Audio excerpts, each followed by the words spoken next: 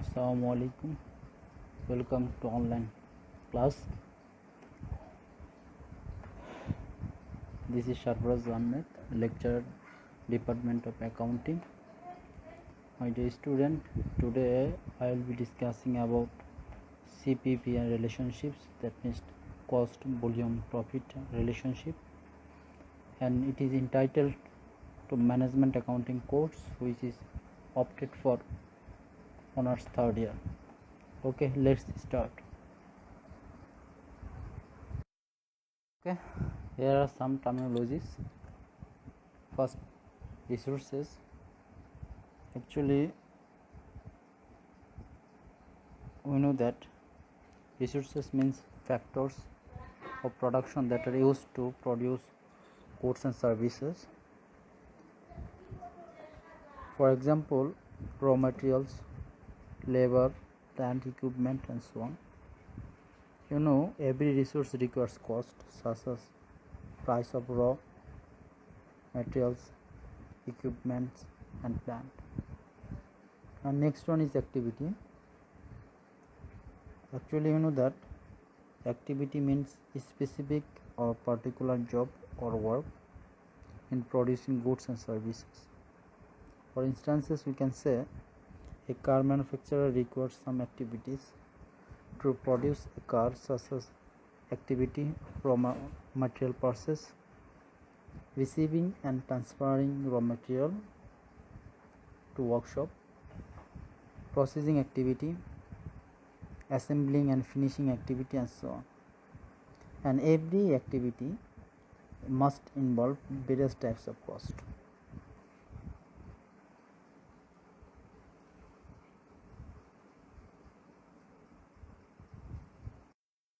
Okay, next is cost. So cost is a measurement in monetary terms of the amount of resources used for some purposes, such as producing goods and services. Different types of cost are involved in producing goods and services. Next is cost driver. So you know that cost driver is any output measure of resources and activities. Management accountants determine output measures of both resources and activities to analyze the cost and feedback of the cost.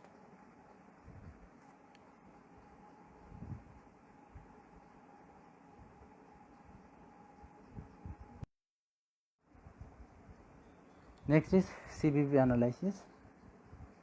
That means cost, volume, profit analysis is one of the most important and powerful tools that management have at their command. It helps them to understand the relationship among cost, volume, and profit in an organization, or focusing on interactions between the following 5 elements.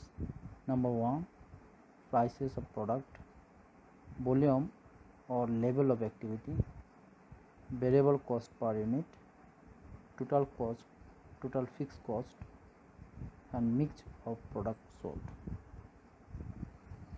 Actually, CPP analysis assists managers understand the relationship between cost, volume, profit. It is a vital tool in many business decisions. The application of cost, volume, profit analysis which is based on the cost behavior principles and marginal costing ideas, is sometimes necessary so that the appropriate decision making information can be provided. So it's very important that appropriate and correct and accurate information are the precondition of taking correct decision. Through this analysis, we can get the answer of following questions: what product to manufacture or sell we are going to, what pricing policy to follow, that means what types of policy we will take in terms of price, and what marketing strategy to employ, and what type of productive facilities to require. So we can say CBP analysis is a technique used for measuring the functional relationship between the major factors affecting profits and for determining the profit structure of the firm.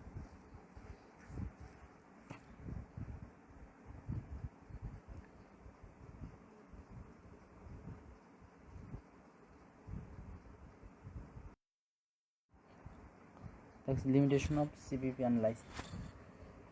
Actually, break-even analysis is a useful technique for manager as it can provide simple and quick estimation. Though CBP analysis is a wide used technique for taking short-term decisions, it faces some limitations. The limitations of CBP analysis can be stated as follows.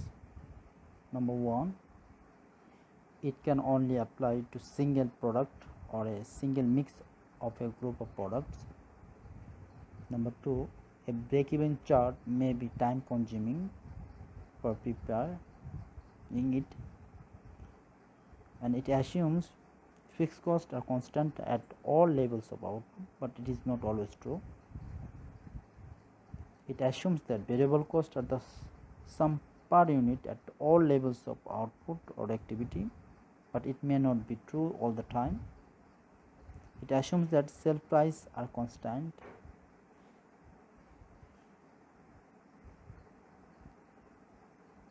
At all level of output.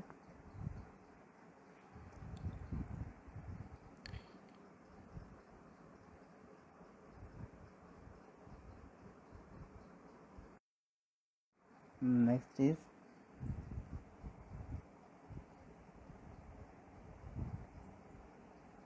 it assumes that productions and sales always are equal, but there will be no inventory in hand, but in reality it may be different. It ignores the uncertainty in the estimations of fixed cost and variable cost per unit. It assumes that there will be no technological changes in production process. So this is the really drawbacks we will be encountered whenever we will be applying CBP analysis or taking some assumptions. So we must consider these drawbacks or limitations in applying CBP analysis for taking managerial decision. Okay, next is applications of CBP analysis and how we use this analysis. Actually, CBP analysis enables the management to reach planning and policy making decisions more intelligently. Examples of specific uses to which information derived from cost volume profit analysis can be put are given below. Number one, A, sales and pricing policies. Under this heading, we can say determination of profit which will result from any given volume of sales, analysis of effect of changes in selling price, effect of changes in product mixture, additional sales volume needed to support an additional expenditure, lowest price at which business may be accepted to utilize facilities and contribute something towards the net profit, the particular products to be emphasized to reflect the highest net profit.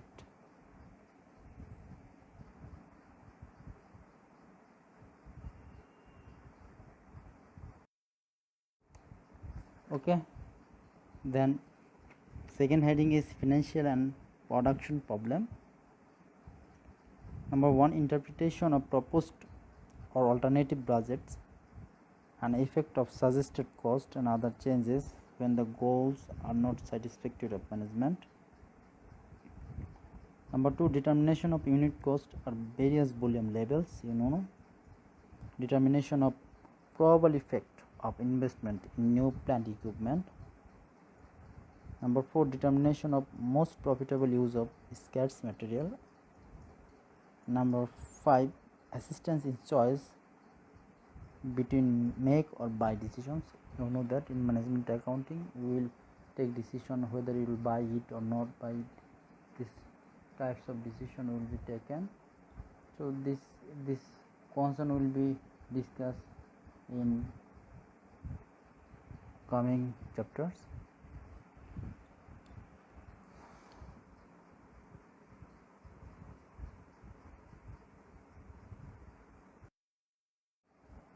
Thanks for watching the video, and hopefully you will study these topics at your home, and inshallah within next classes we will complete the chapters from theoretical part. Actually I seek your help. Please study at home and be safe. Thanks to all again.